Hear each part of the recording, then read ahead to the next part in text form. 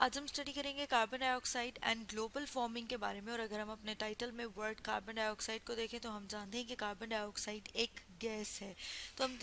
कि बहुत सारी ह्यूमन एक्टिविटीज़ की वजह से, जैसे कि हम बात करते हैं बर्निंग फॉसिल फ्यूल, मतलब ये कि फॉसिल फ्यूल जैसे कि कोल, कोयला, ऑयल, इस तरह की चीज़ें जब हम बर्न करते हैं, जलाते हैं, तो उसकी वजह से कार्बन डाइऑक्साइड की मिकदार हमारे एटमॉस्फेयर में ज़्यादा हो रही है। तो अगर हम बात करें कि कार्बन डाइऑक्साइड की मिकदार जब ज़्यादा हो जाएगी तो उसकी वजह से क्या होता है, तो उसमें हम देखते हैं कि कार्बन डाइऑक्साइड जो है वो एब्जॉर्ब करती है हाई एनर्जी रेडिएशंस को, और उसकी वजह से हम देखते हैं कि हमारा जो एटमॉस्फेयर है उसका टेम्परेचर, मतलब ये कि दर्जा हरारत जो है वो बढ़ता जा रहा है। जैसे कि यहाँ पर हम अपने सामने इस डायग्राम में देख रहे हैं कि जब सन लाइट, सन रेज, मतलब ये कि जब सूरज की शुआएं ज़मीन पर पड़ती हैं तो उसमें हम देखते हैं कि कुछ जो है वो रिफ्लेक्ट बैक हो जाती हैं और कुछ क्या होती हैं, वहाँ पर हीट की फॉर्म में आती हैं। मतलब ये कि उसकी वजह से हम देखते हैं जो हमारी अर्थ का जो टेम्परेचर है वो एक मेंटेन रहता है। लेकिन जब हम बात करते हैं कि कार्बन डाइऑक्साइड की मिकदार जब हमारे एटमॉस्फेयर में ज़्यादा हो जाती है, तो उसके ज़्यादा होने की वजह से जो कार्बन डाइऑक्साइड है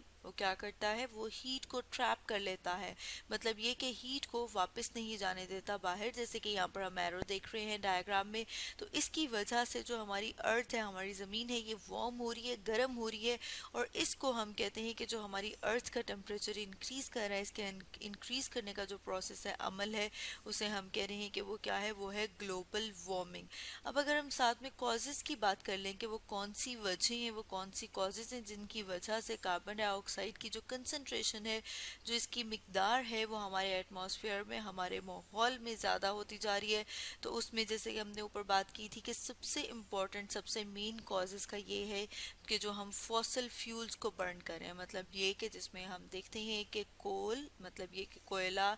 ऑयल, जिसमें कि पेट्रोल, पेट्रोलियम, इसके अलावा नेचुरल गैस जिसे कि सुई गैस कहा जाता है, इन सब चीज़ों को हम इस्तेमाल कर रहे हैं, बर्न कर रहे हैं। फॉर एग्जांपल अगर हम ऑयल की बात करें तो उसे हम इस्तेमाल करते हैं अपनी गाड़ियाँ चलाने के। इसके अलावा हम इन सारी चीज़ों को इस्तेमाल करते हैं अपने घरों को गर्म करने के लिए, बिजली बनाने के लिए, इलेक्ट्रिसिटी जनरेट करने के लिए। और इस तरह से हम देखते हैं कि जब हम इतना फॉसल फ्यूल बर्न करते हैं, इतना फॉसल फ्यूल जब जलाते हैं, तो उसकी वजह से कार्बन डाइऑक्साइड की मिकदार जो है वो रोज़ बरोज़ हम देखते हैं कि ज़्यादा होती जा रही है। तो इस तरह से हम देखते हैं कि जो ह्यूमन एक्टिविटीज़ हैं वो ज़्यादातर रिस्पॉन्सिबल हैं किसके लिए, कार्बन डाइऑक्साइड की कंसंट्रेशन, कार्बन डाइऑक्साइड की मिकदार में इंक्रीज़ के लिए। इसके अलावा अगर हम देखें कि और किस तरह से ह्यूमन जो है वो इसकी मिकदार को ज़्यादा कर रहे हैं, तो उसमें हम देखते हैं डिफॉरेस्टेशन। डिफॉरेस्टेशन जिसका मतलब ये है कि हम दरख्तों को काटते जा रहे हैं, जंगल ख़त्म करते जा रहे हैं, जिसकी वजह से हम देखते हैं कि वो भी एक बहुत बड़ी, एक मेन वजह, एक कॉज है कार्बन डाइऑक्साइड के इंक्रीज़ की।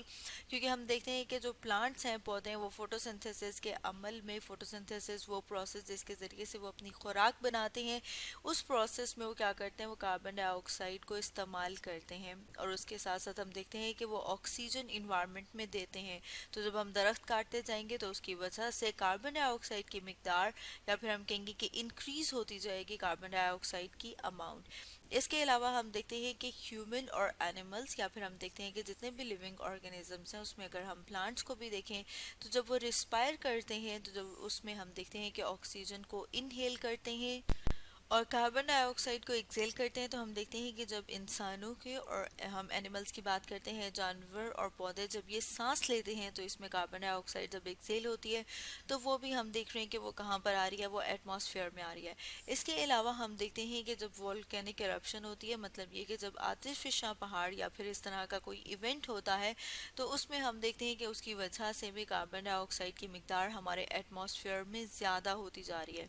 इसके साथ साथ अब अगर हम बात करें कि कार्बन डाइऑक्साइड की जो कंसंट्रेशन है उसकी वजह, और साथ में जब हम ग्लोबल वार्मिंग की बात कर रहे हैं, तो हम देखते हैं कि अब अगर हम कंपेयर करें कि जो हमारा एटमॉस्फेयर है उसमें कार्बन डाइऑक्साइड की कंसंट्रेशन, उसकी मिकदार कितनी है, तो हम देखते हैं कि वो 0.03% से बढ़ के 0.04% हो चुकी है। और जब वो इतनी हो जाती है तो फिर हम देखते हैं कि उसकी वजह से जो लॉन्ग टर्म इफ़ेक्ट्स आते हैं उसमें हम देखते हैं कि जैसे जैसे कार्बन डाइऑक्साइड एटमॉस्फेयर में ज़्यादा होती जाएगी वैसे वैसे ज़्यादा इंफ्रारेड रेडिएशंस को वो ट्रैप करना शुरू कर देगी और हीट जो है वो हमारे एटमॉस्फेयर से बाहर नहीं जा सकेगी, जिसकी वजह से ग्लोबल वार्मिंग होगी। मतलब ये है कि हमारी ज़मीन, हमारी अर्थ का जो दर्जा हरारत है वो ज़्यादा होना स्टार्ट हो जाएगा। और उसके रिजल्ट में अगर हम देखें कि फर्दर और क्या क्या होता है, तो जैसे कि यहाँ पर हम डायग्राम में देख रहे हैं कि अगर दर्जा हरारत ज़्यादा हो जाएगा, टेम्परेचर हमारी ज़मीन का, हमारी अर्थ का ज़्यादा हो जाएगा, तो उसकी वजह से जो ग्लेशियर्स हैं वो पिघलना स्टार्ट हो जाते हैं। जैसे कि यहाँ पर हम डायग्राम में देख रहे हैं,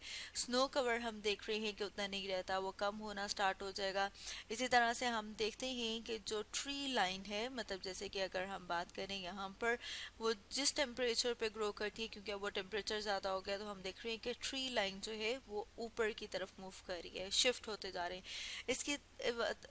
इसी तरह से हम देखते हैं कि जो स्प्रिंग है वो टाइम से पहले आ जाता है, मतलब बाहर का मौसम जो है वो टाइम से पहले आ जाएगा। इसी तरह से अगर हम स्पीशीज की बात करें तो वो ग्लोबल वार्मिंग की वजह से, या फिर हम कहेंगे कि ज़मीन का जो दर्जा हरारत है उसके बढ़ जाने की वजह से वो किस तरफ को मूव करना स्टार्ट कर देती हैं, वो मूव करना स्टार्ट कर देती हैं पोलवर्ड या ऊपर की तरफ, जहाँ पर दर्जा हरारत जो है वो निस्बतन कम होगा।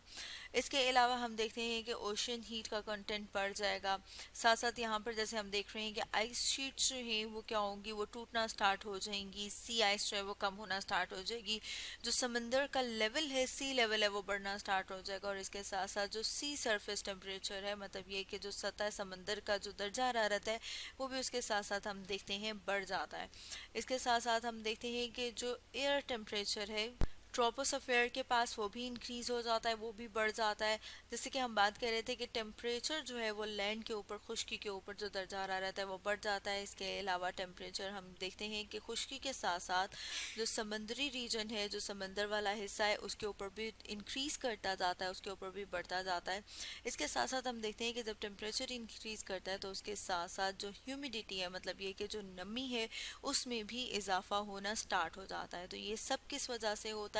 ये सब होता है कार्बन डाइऑक्साइड की मिकदार जब हमारी एटमॉस्फेयर में ज़्यादा हो जाती है, और उसकी वजह से क्या होता है, ग्लोबल वार्मिंग। मतलब ये कि हमारी ज़मीन का जो टेम्परेचर है, जो दर्जा हरारत है, वो बढ़ जाता है। तो स्टूडेंट्स, आज हमने स्टडी किया carbon dioxide and global warming के बारे में।